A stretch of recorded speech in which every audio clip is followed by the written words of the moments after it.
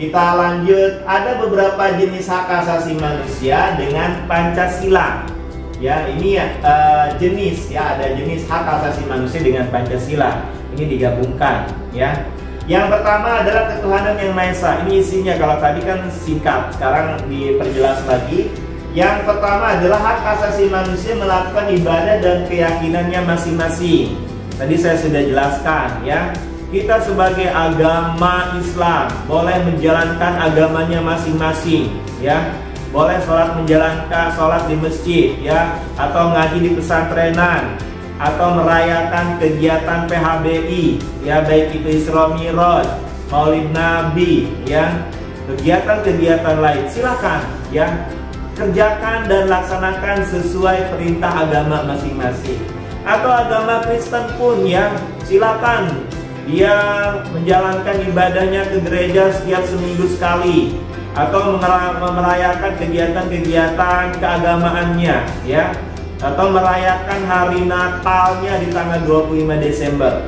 Ya, kita sebagai umat beragama di Indonesia ya harus saling menghormati, tidak boleh yang namanya saling berbenturan ya. Berbenturan artinya melecehkan, terus memfitnah, mencomoohkan, itu tidak boleh ya. Yang keduanya adalah hak kemerdekaan beragama bagi setiap orang untuk memilih serta menjalankan agamanya masing-masing. Ini sudah dijelaskan ya. Kita boleh memilih agama sesuai keyakinan kita masing-masing ya. Karena agama itu tidak bisa dipaksakan. Ya, agama itu adalah keyakinan ya. Yang ketiga adalah hak bebas dari perbedaan ras, warna kulit, jenis kelamin, bahasa dan agama ya. Dan kita boleh ya tidak boleh membedakan yaitu warna kulitnya. Oh, si itu mah warnanya hitam, kita nggak boleh temanan, nggak boleh ya. Atau di kelas 10, kelas 11-nya 1 warnanya putih, kelasnya 2 warnanya hitam, jangan berdekatan sama si itu warna kulitnya hitam, tidak boleh ya. Atau juga dengan beda jenis agama gitu ya, bisa yang kelas 11-2 agamanya Kristen, ada 11-3 ada agamanya Islam, itu tidak boleh bergaul, itu juga tidak boleh ya. Artinya baik berbeda agama, berbeda warna kulit ya, bahasa, agama, itu kita saling ya, saling tetap berhubungan, saling toleransi ya, saling menghargai antar pemeluk agama itu sendiri ya. Terus yang kedua adalah kemanusiaan yang adil dan beradab. Kalau adil kalian kan sudah tahu ya, adil artinya tidak berat sebelah ya. Terus hak pengakuan terhadap martabat manusia ya, kita harus ada pengakuan sebagai manusia, ciptaan Allah Subhanahu wa Ta'ala yang paling sempurna. Kita sebagai manusia kita bangga loh ya. Kita sebagai manusia bangga dibandingkan dengan ciptaan-ciptaan Allah yang lain ya. Manusia derajatnya paling tinggi dibanding dengan siapa? Dengan jin, dengan malaikat, dengan binatang. Kita itu derajat paling tinggi, kita punya harus bangga ya. Terus yang ke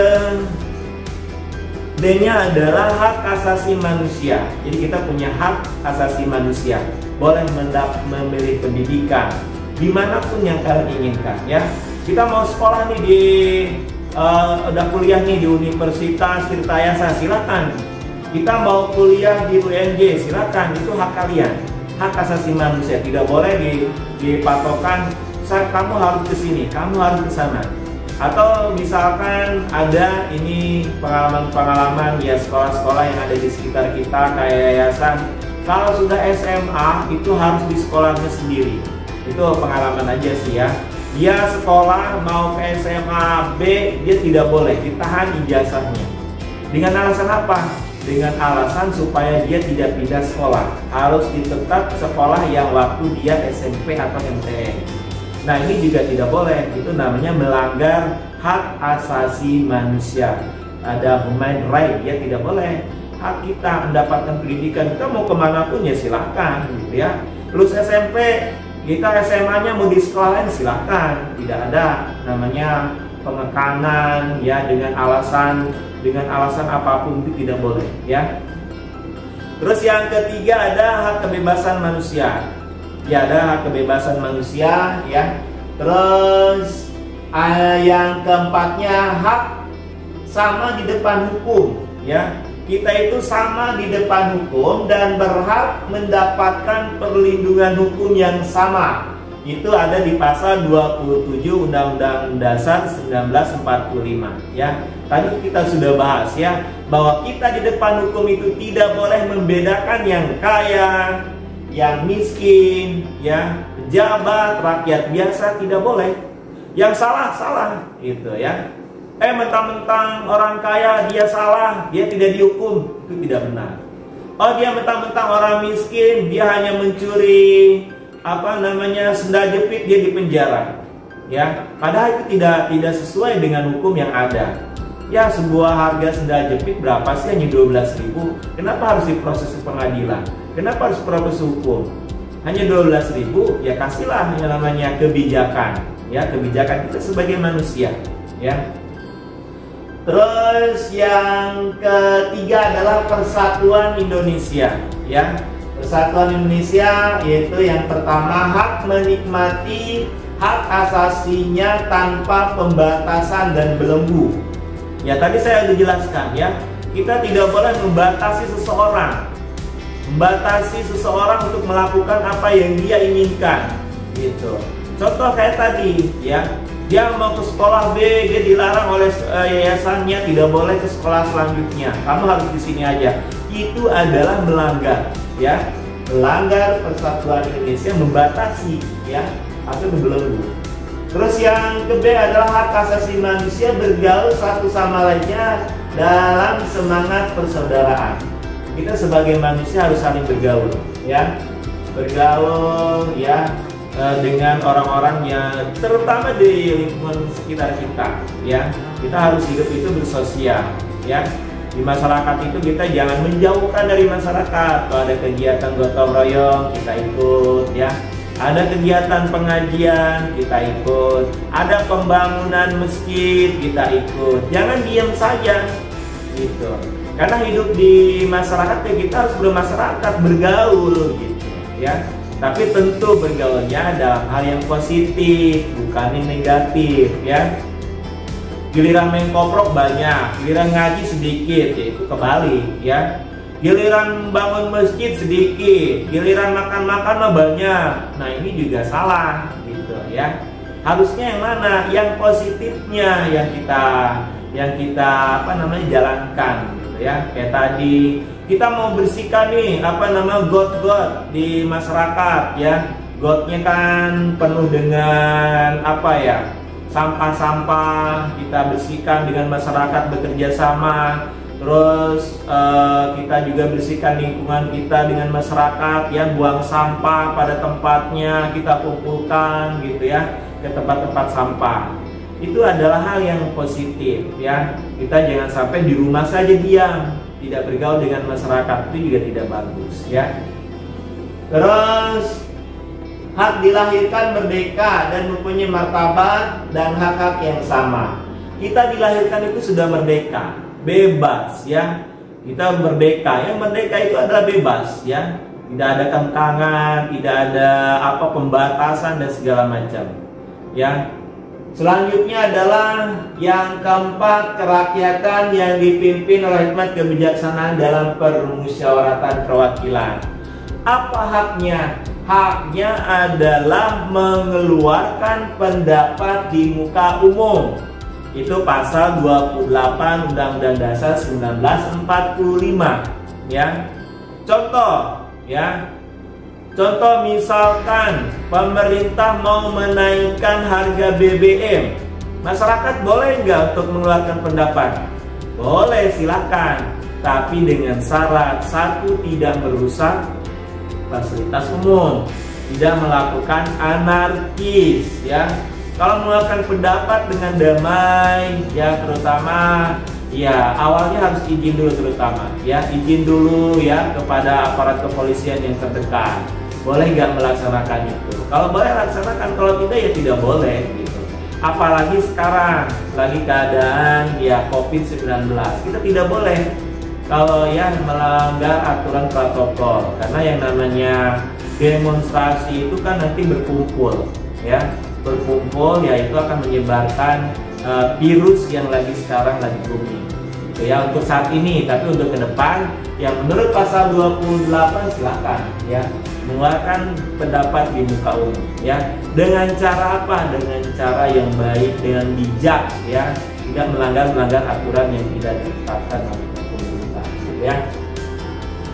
Terus yang berikutnya adalah hak ikut serta dalam pemerintahan. Kita sebagai warga negara boleh ikut serta dalam pemerintahan ya, baik dari pusat sampai ke daerah ya, baik tingkat tertinggi maupun sampai tingkat ke bawah ya. Contoh ya, kita sebagai warga negara boleh nggak jadi presiden? Boleh, silahkan. Kalian mau jadi presiden itu silahkan, karena kita sistemnya presidensial, bukan sistem kerajaan ya. Presiden itu siapa aja ya, yang memenuhi syarat ya ketentuan perundang-undangan yang berlaku. Atau mau jadi gubernur silahkan ya, tapi dengan syarat kita itu harus masuk partai dulu, karena itu salah satu syaratnya ya. Gimana kalau nggak pakai partai? Ya nggak bisa ya, kita harus punya ikut partai dulu, salah satu partai di Indonesia ya, atau 2 partai, 3 partai sampai 4 partai silahkan ya, itu lebih bagus. Makin banyak kita bergabung di partai politik, maka makin banyak kesempatan untuk menjadi pejabat negara ya. Karena menjadi pejabat negara, contoh seperti jadi gubernur itu harus memegang partai, terus ikut jadi bupati juga sama ya, kecuali jadi RT nggak usah masuk partai ya. Kalau mau jadi RT ya cukup kumpulkan masyarakat, bikin surat undangan untuk memilih RT, silahkan itu mah ya, tidak usah masuk partai ya jadi RT ya.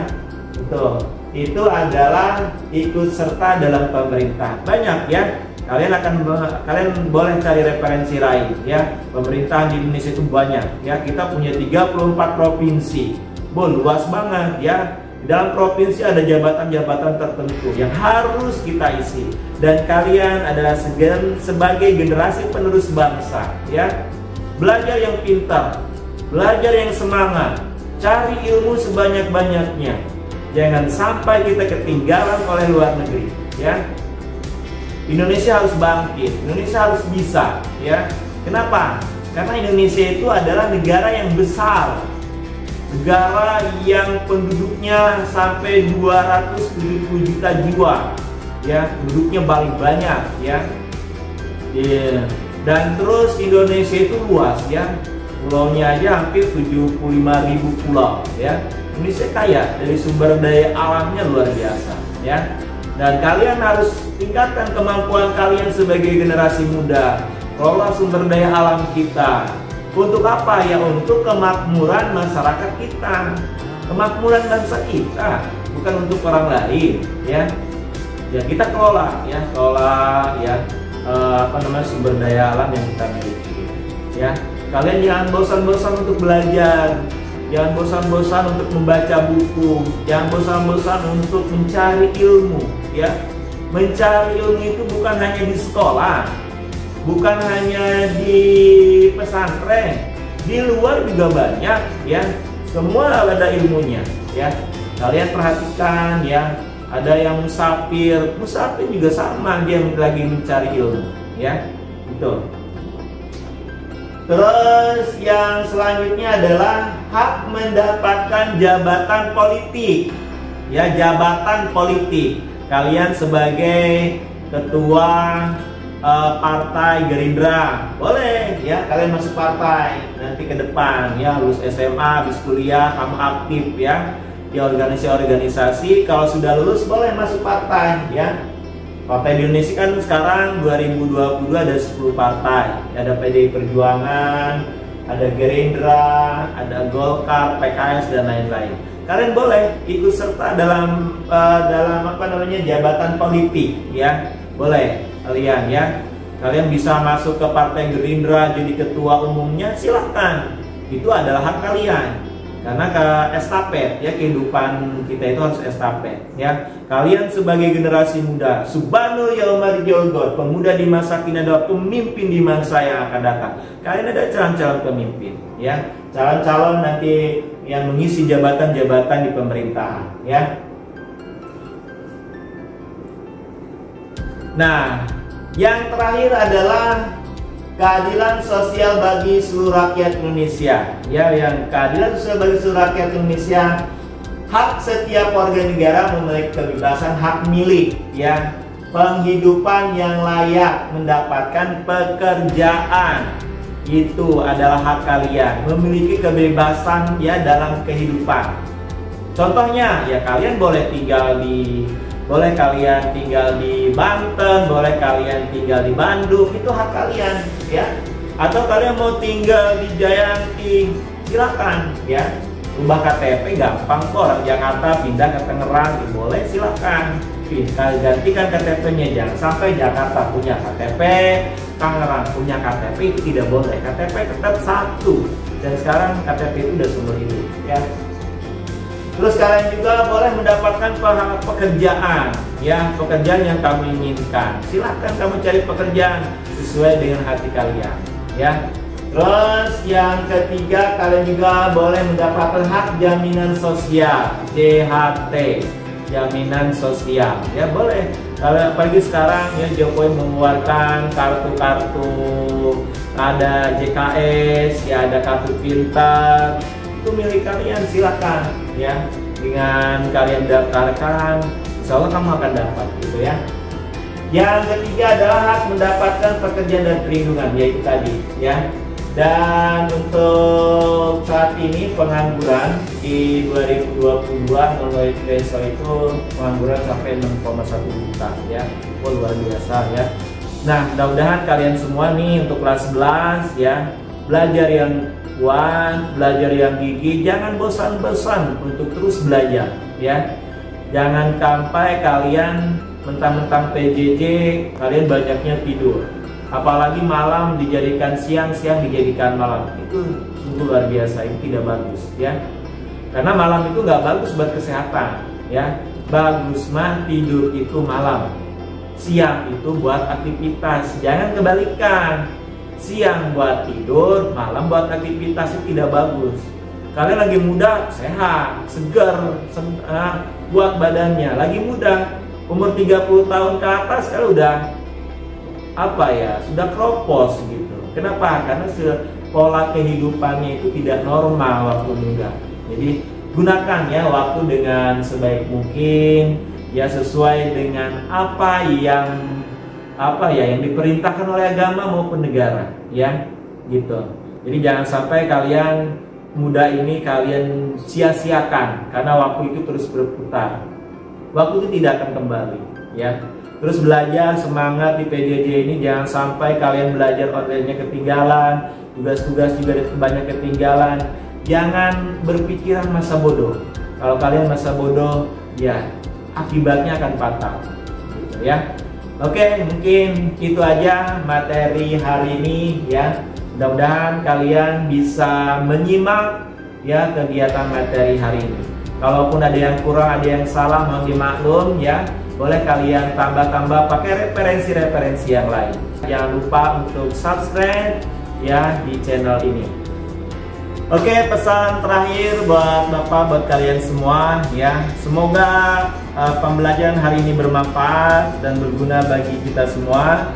Dan ingat pesan dari kita semua nih, di sini ada barang siapa yang menginginkan dunia hendaklah ia berilmu. Barang siapa yang menginginkan akhirat hendaklah ia juga berilmu. Jadi mencari ilmu itu hukumnya wajib. Thalabul ilmi faridotun ala kulli muslimin wal muslimat. Jadi mencari ilmu itu wajib ya bagi kaum muslimin dan muslimat. Kalau kalian pengen bahagia di dunia, cari ilmu dunia yang banyak. Kalau kalian pengen bahagia di akhirat, cari ilmu akhirat yang banyak. Kalau kalian pengen bahagia dua-duanya, ya cari dua-duanya, dunia dan akhirat. Itu ya. Jadi pesan saya, jaga kesehatan ya, jangan sampai kalian tidak makan akhirnya sakit. Jaga waktu kalian ya, pembelajaran PJJ tetap harus dilaksanakan dengan baik ya. Itu aja, kurang lebihnya mohon maaf. Wassalamualaikum warahmatullahi wabarakatuh. Goodbye.